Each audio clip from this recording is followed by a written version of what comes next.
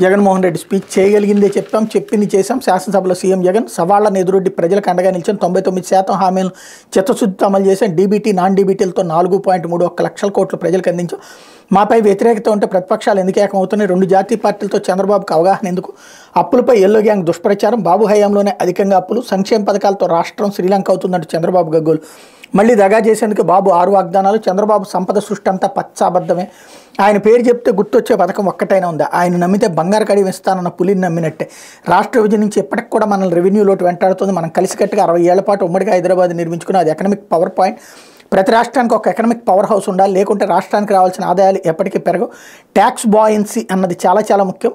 పెద్ద పెద్ద నగరాల్లోనే ట్యాక్స్ రెవెన్యూ ఎక్కువగా ఉంటుంది. అందుకే నేను విశాఖపట్నం గురించి గట్టిగా చెప్తా.